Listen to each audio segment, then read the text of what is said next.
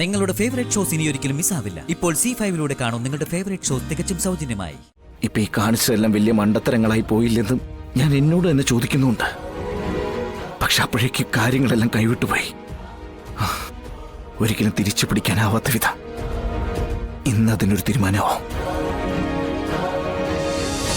മോളുടെ ചേച്ചിയമ്മ എന്തെങ്കിലും ഒരു തെളിവുമായി വന്ന് കാർത്തികേയന്റെ പൂട്ടിയ പിന്നെ കല്യാണം നടക്കില്ലല്ലോ. അങ്ങനെ പൂട്ടോ? നമുക്ക് പ്രാർത്ഥിക്കാം. എന്നാ പിന്നെ ഞാൻ ഒന്നും കൂടി കൃഷ്ണഭഗവാന്റെ മുന്നിൽ പോയി പ്രാർത്ഥിച്ചിട്ട് വരാം.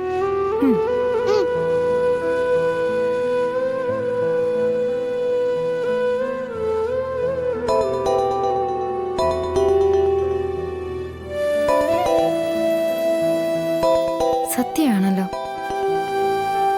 പപ്പി പ്രാർത്ഥിക്കാനാണെന്നും പറഞ്ഞ് പോവുകയും ചെയ്തു. ഹലോ, ശ്യാമാന്റി ആണോ? ആ അതെ മോളെ.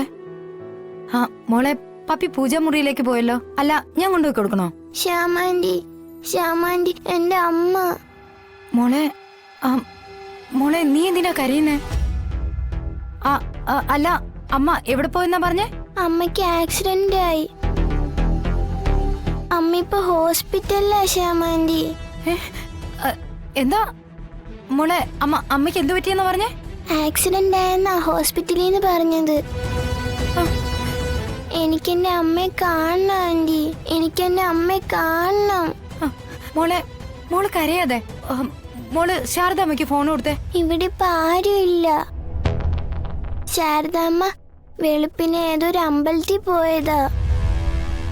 എനിക്കാണെങ്കിൽ ഇത് കേട്ട് പേടിയാവുക. മുത്തശ്ശന് ഇവിടെ ഇല്ല.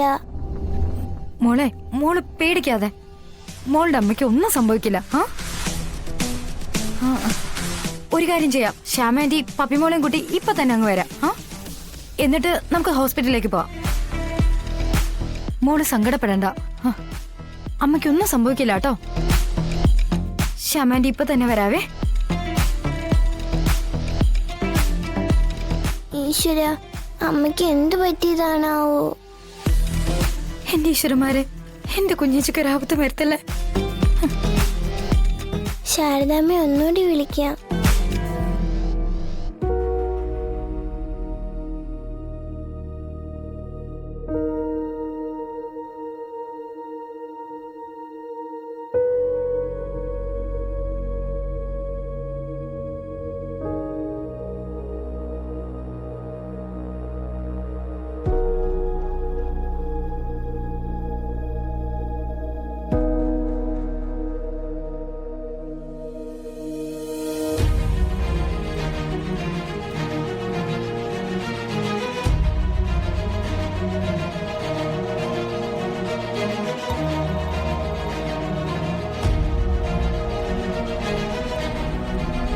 അശനെ, എന്തായാലും കുറച്ചു ദിവസം കിടക്കേണ്ടി വരുന്ന തോന്നുന്നേ. റിസൾട്ടും ആയിട്ടില്ല. ശരി. അമ്മയാ എങ്കിൽ പിന്നെ ഞാൻ അവിടെ നിൽക്കേണ്ട കാര്യമുണ്ടോ? ഓ, ഞാനത് ഓർത്തില്ല. ആശാന്റെ കല്യാണമായിരുന്നല്ലേ? അതാ സത്യാമ്മ വിളിക്കുന്നേ. എന്ത് കല്യാണം? അമ്മയുടെ ഓരോ തീരുമാനങ്ങള്, അതിൽ തല വെച്ച് കൊടുക്കേണ്ട ഗതികേട്. എങ്ങനെയെങ്കിലും അത് മുടക്കണം. എന്നാ പിന്നെ ആശാനെ വെട്ടിത്തുറന്ന കാര്യങ്ങൾ പറയാൻ പാടില്ലേ? ആശാനല്ലേ ആശാന്റെ ജീവൻ തീരുമാനിക്കുന്നേ. എന്റെ തീരുമാനങ്ങൾ പറയാനും പ്രവർത്തിക്കാനും ഉണ്ടായ താമസം, അതിന് അതിൻ്റെതായിട്ടുള്ള കാരണങ്ങളും ഉണ്ട്. ഇപ്പൊ ഈ കാണിച്ചതെല്ലാം വലിയ മണ്ടത്തരങ്ങളായി പോയില്ലെന്നും ഞാൻ എന്നോട് തന്നെ ചോദിക്കുന്നുണ്ട്. പക്ഷെ അപ്പോഴേക്ക് കാര്യങ്ങളെല്ലാം കൈവിട്ടുപോയി. ഒരിക്കലും തിരിച്ചു പിടിക്കാനാവാത്ത വിധം ഇന്നതിനൊരു തീരുമാനമോ? ആശാനെ, ഈ ജീവിതം, ഇപ്പൊ ആശാൻ സ്വയം പെട്ടുപോയി എന്ന് പറയുന്ന ഈ ജീവിതം, അതിൽ ഒരു ദിവസം പോലും സ്വസ്ഥതയും സമാധാനം കിട്ടുമെന്ന് ആശാന് തോന്നുന്നുണ്ടോ? അമ്മ പറയുന്നതിനപ്പുറം കാർത്തികയെ താലി കെട്ടുക എന്ന കടമ മാത്രം ആശാൻ ചെയ്യൂ. നിങ്ങൾ ഒരുമിച്ചുള്ള ഒരു കുടുംബജീവിതം അതൊരിക്കലും ആശാന് കിട്ടാൻ പോകുന്നില്ല. കാരണം ആശാന്റെ മനസ്സ് നിറയെ ഏട്ടത്തേമയോടുള്ള സ്നേഹമാ.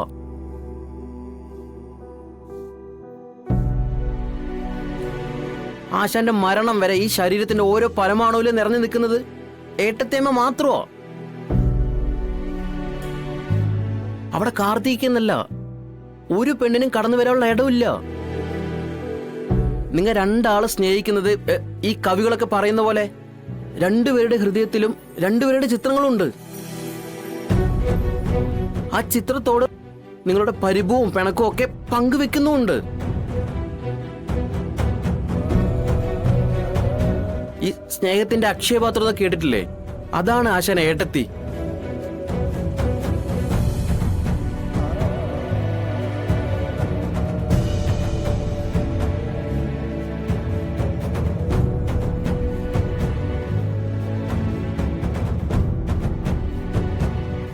ചില കഴുതകളുടെ അവസ്ഥ കണ്ടിട്ടില്ലേ? ഭാരം ചുമക്കാൻ ഒട്ടും താല്പര്യമില്ലെങ്കിലും അതിൻ്റെ ഉടമ ഭാരമുള്ള കെട്ടുകൾ അതിൻ്റെ പുറത്തേക്ക് എടുത്തു വയ്ക്കും. എതിർത്ത് പറയാൻ കഴിയാതെ വരുന്നത് അതിൻ്റെ നിസ്സഹായാവസ്ഥയാ.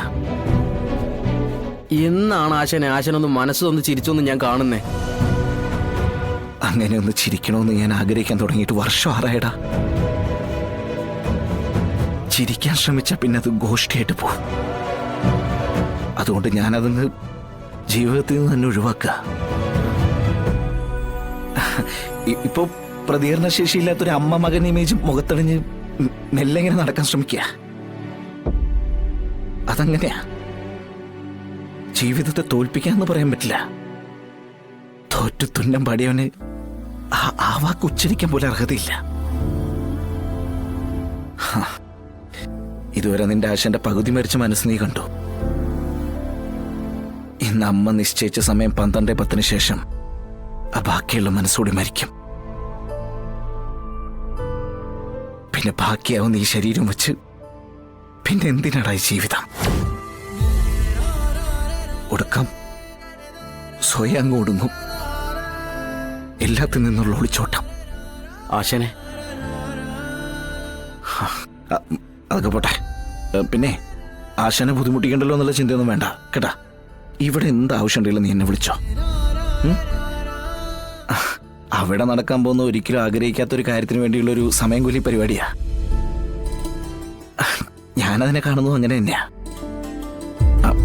അപ്പൊ ഞാൻ പറഞ്ഞു മറക്കണ്ട. എന്താവശ്യം ഉണ്ടെങ്കിലും വിളിച്ചോ. നീ ടെൻഷനൊന്നും ആവണ്ട കേട്ടാ.